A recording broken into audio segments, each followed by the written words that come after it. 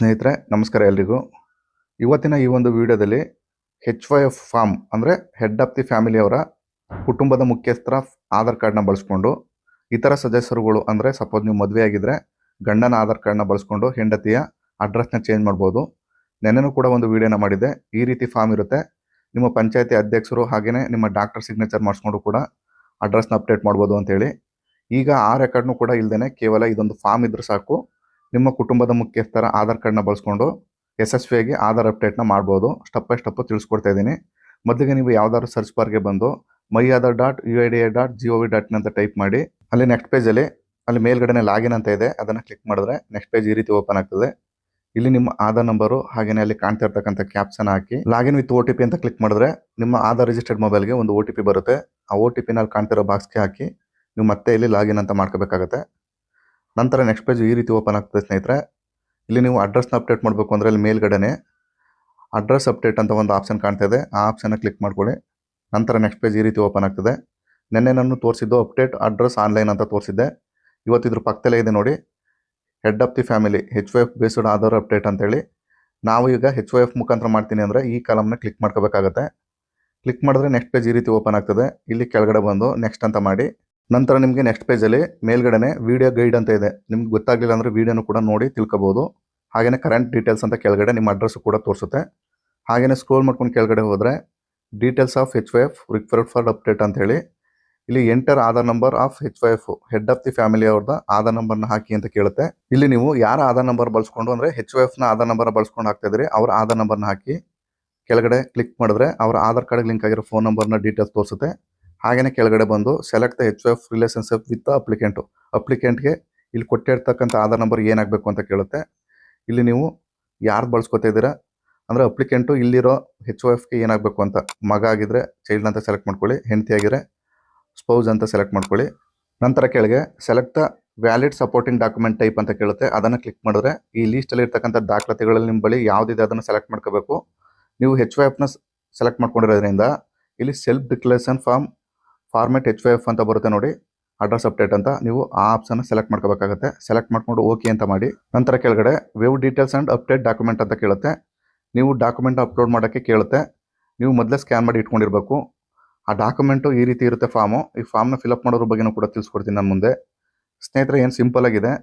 ಇಲ್ಲಿ ಮೇಲ್ಗಡೆ ಯಾರ HYFನ ಅಡ್ರೆಸ್ನ ಬಳಸ್ಕೊತಾ ಇದ್ದೀರಿ ಅವರ ಡೀಟೇಲ್ಸ್ನ ಹಾಕಬೇಕಾಗತ್ತೆ. ಅಂದರೆ ಯಾರ ಹೆಸರು HYF ಇರ್ತಾರೆ ಅವರ ನೇಮ್ನ ಹಾಕಿ, ನಂತರ ಅವರ ಆಧಾರ್ ಕಾರ್ಡಲ್ಲಿ ಇರುವಂತೆ ಅಡ್ರೆಸ್ನ ಫುಲ್ ಡೀಟೇಲ್ ಆಗಿ ಇಲ್ಲಿ ಹಾಕಬೇಕಾಗ್ತದೆ. ನಿಮ್ಮ village, door number, cross number, ಹಾಗೆಯೇ ನಿಮ್ಮ ವಿಲೇಜು, ಹೋಬಳಿ, ಪೋಸ್ಟು, ಹಾಗೆಯೇ ಡಿಸ್ಟಿಕ್ಕು ಎಲ್ಲನೂ ಕೂಡ ಮ್ಯಾನುವಲ್ ಆಗಿ ಟೈಪ್ ಮಾಡಿ, ಹಾಗೆಯೇ ಇಲ್ಲಿ ಕೆಳಗಡೆ HYF ಅವ್ರದ್ದು ಆಧಾರ್ ನಂಬರ್ನ ಹಾಕಬೇಕಾಗ್ತದೆ. ಹಾಗೆಯೇ ಇಲ್ಲಿ ಫಸ್ಟ್ ಕಾಲಮಲ್ಲಿ ನೀವು ಯಾರ್ದ ಚೇಂಜ್ ಮಾಡ್ತಿದ್ದೀರಿ ಅವ್ರ ಹೆಸರನ್ನ ಹಾಕಬೇಕಾಗುತ್ತೆ. ಸಪೋಸ್ ವೈಫ್ ಆಗಿತ್ತು ಅಂದರೆ ವೈಫ್ ಹೆಸರನ್ನ ಹಾಕಿ ಅವ್ರ ಆಧಾರ್ ನಂಬರ್ನ ಹಾಕ್ಲಿಕ್ಕೆ ಕೇಳುತ್ತೆ.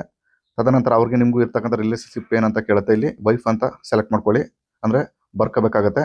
ನಂತರ ಎರಡನೇ ಕಾಲಮಲ್ಲಿ ಬಂದು ನೀವು ಇಲ್ಲೇನು ಹಾಕಬೇಕಾಗಿಲ್ಲ, ಅವ್ರ ಹೆಸರನ್ನ ಹಾಕಿ ಸಾಕು. ಥರ್ಡ್ ಕಾಲಮಲ್ಲೂ ಕೂಡ ಅವರ ಹೆಸರನ್ನ ಹಾಕಬೇಕಾಗತ್ತೆ. ಅಂದರೆ ನಿಮ್ಮ ವೈಫ್ ಆಗಿದ್ರೆ ನಿಮ್ಮ ವೈಫ್ನ ಹೆಸರನ್ನ ಹಾಕಿ, ಹಾಗೆಯೇ ಇಲ್ಲಿ ಡೇಟು, ಹಾಗೆಯೇ ಇಲ್ಲಿ HYF ಅವ್ರದ್ದು ಸಿಗ್ನೇಚರ್ನ ತಗೋಬೇಕಾಗುತ್ತೆ. ಇದಿಷ್ಟು ಸಿಂಪಲ್ ಆಗಿದೆ ಸ್ನೇಹಿತರೆ. ಯಾಸ್ ಇಟ್ ಈಸ್ ಇದೇ ರೀತಿ ಮಾಡಿ, ನಾವು ಕೂಡ ಇದೇ ರೀತಿ ಮಾಡಿ ಕಾರ್ಡು ಕೂಡ ಜನರೇಟ್ ಆಗಿದೆ. ನಂತರ ಇಲ್ಲಿ ಅಪ್ಲೋಡ್ ಡಾಕ್ಯುಮೆಂಟ್ ಅಂತ ಚೂಸ್ ಫೈಲ್ ಮಾಡಿ ನೀವು ಇಲ್ಲಿ ಸ್ಕ್ಯಾನ್ ಮಾಡಿ ಮೊದಲೇ ಕೂಡ PDF ಇಟ್ಕೋಬೇಕಾಗುತ್ತೆ.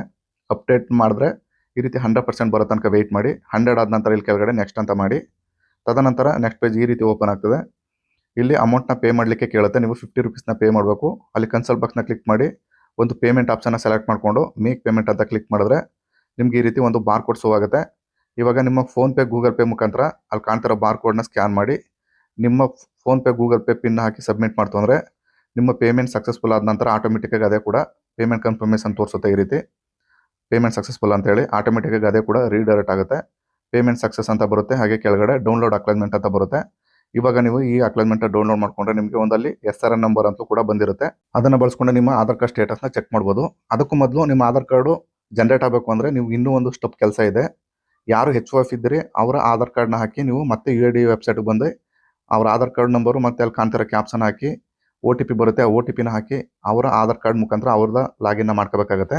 ಲಾಗಿನ್ ಆದ ನಂತರ ನೆಕ್ಸ್ಟ್ ನಿಮಗೆ ಈ ಥರ ಪೇಜ್ ಓಪನ್ ಆಗ್ತದೆ. ಇಲ್ಲಿ ಕೆಳಗಡೆ my head of the family HYF request ಅಂತ ಇದೆ ನೋಡಿ, ಆ ಆಪ್ಷನ್ನ ಕ್ಲಿಕ್ ಮಾಡಿಕೊಂಡು ನೀವು ಅಲ್ಲಿ ಕಾಣ್ತಿರ್ತಕ್ಕಂಥ SRN ನಂಬರ್ ಅಂದರೆ ಮೊದಲು ನೀವು ಅಪ್ಡೇಟ್ ಮಾಡಿರ್ತೀರಲ್ಲ ಆ SRN ನಂಬರ್ನ ಕಾಪಿ ಮಾಡಿಕೊಂಡು ನೆಕ್ಸ್ಟ್ ಪೇಜಲ್ಲಿ ಈ ರೀತಿ ಬರುತ್ತೆ. ಅಲ್ಲಿಗೆ ಆ SRN ನಂಬರ್ನ ಹಾಕಿ ಫೆಚ್ ಮಾಡ್ತು ಅಂದರೆ ಇಲ್ಲಿ ಬರುತ್ತೆ ನೋಡಿ, you have a received request about SRN number address sharing. ನೀವು ಅಡ್ರೆಸ್ ಶೇರಿಂಗ್ ಮಾಡೋಕ್ಕೆ ಈ SRN ನಂಬರ್ಗೆ ಓಕೆ ಮಾಡ್ತೀರಾ ಅಂತ ಕೇಳುತ್ತೆ. ನೀವು ಇಲ್ಲಿ ಎಸ್ ಅಂತ ಮಾಡಬೇಕಾಗುತ್ತೆ. ಎಸ್ ಅಂತ ಮಾಡಿದ್ರೆ you have a accept the request of the head of the family for sharing your address. Head of the family ಮುಖಾಂತರ ಅಡ್ರೆಸ್ ಶೇರಿಂಗ್ ಮಾಡೋಕ್ಕೆ ನೀವು ಒಪ್ಪಿಗೆನ ಕೊಟ್ಟಿದ್ದೀರಿ ಅಂತ ಹೇಳಿ ಈ ರೀತಿ ಒಂದು ಪಾಪ ಬರುತ್ತೆ. ಇಷ್ಟಾದರೆ ನಿಮ್ಮದು ಎಲ್ಲ ಪ್ರೊಸೆಸಿಂಗು ಕೂಡ ಕಂಪ್ಲೀಟ್ ಆಗುತ್ತೆ.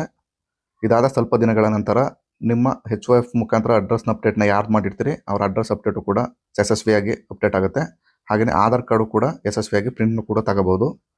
ಸ್ನೇಹಿತರೆ, ಈ ರೀತಿ ನೀವು ಎಲ್ಲ ಸ್ಟೆಪ್ಗಳು ಕೂಡ ಫಾಲೋಅಪ್ ಮಾಡ್ತು ಅಂದ್ರೆ ಮಾತ್ರ ನಿಮಗೆ HOF ಫಾರಮ್ ಮುಖಾಂತರ ಅಡ್ರೆಸ್ನ ಅಪ್ಡೇಟ್ನ ಮಾಡ್ಬೋದು.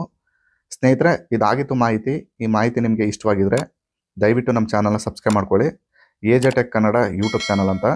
ಇಲ್ಲಿ ತನಕ ವಿಡಿಯೋ ನೋಡಿದ್ದಕ್ಕೆ ಎಲ್ಲರಿಗೂ ಧನ್ಯವಾದಗಳು. ನಮಸ್ಕಾರ.